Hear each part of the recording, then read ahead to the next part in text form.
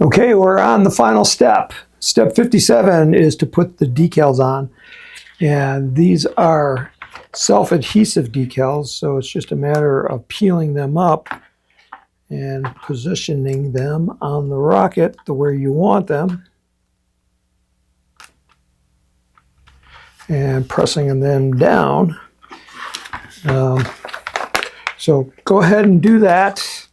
And then when we're done, I have one more step because I skipped putting the parachute on, so I'll just put that on really quick.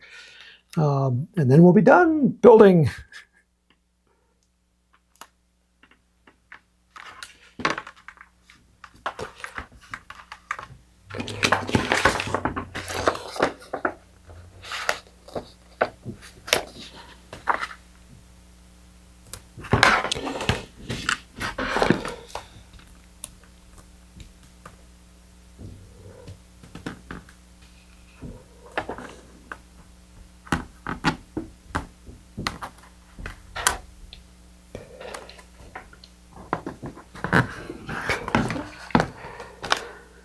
Okay, all my decals are on, so now I'm going to put the parachute on, and we skipped this step because it was way back here in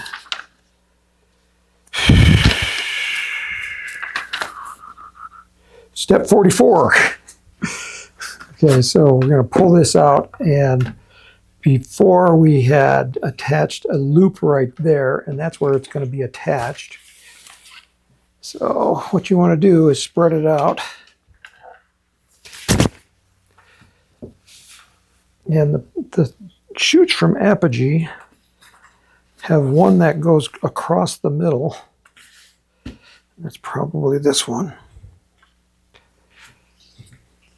And the reason we do that is so that you don't have one that's twisted in the middle. So you just lay them across and lift it up, find the apex. Oops, missing one. Find the apex right here. I want to find it right in the middle of the circle. Get all the lines equal. So grab them down here and kind of wiggle back and forth until you get them all equal. And we're going to hold that part. I'm going to kind of smash it against the table. I'm going to put that through there. And pull this through. Don't let go of this. Don't ever let go of that. And you're going to pull this through. Don't let go. Because that's our top.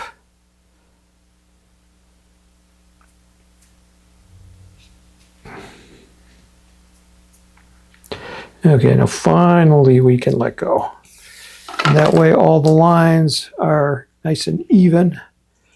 And then to get it ready for launch, again, we'll spike it. Since this is a nylon chute, we'll zigzag fold it. So we'll about a third of the way, we'll put our finger on it and then go across. So now it's just a zigzag. We're going to roll this up.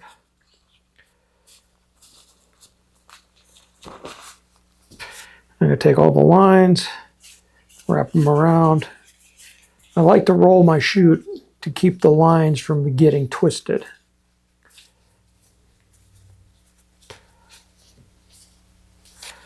And then that's going to go in there.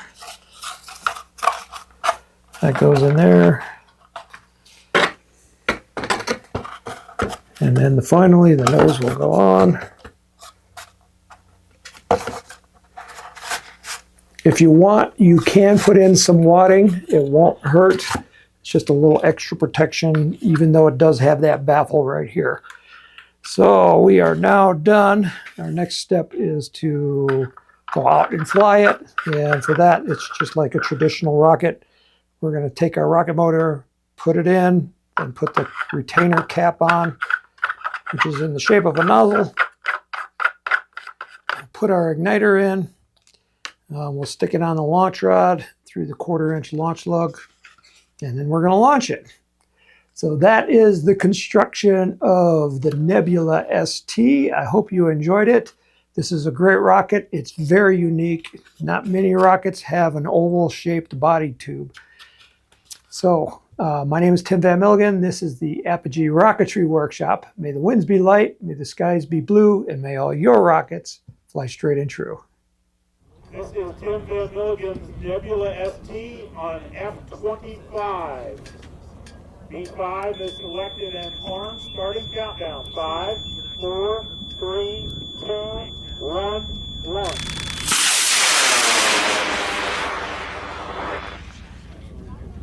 Good minute. Where'd it go? Where'd it go? There it goes. And shoots out. Good flight, Tim. Okay, range right is open. Range left is loaded.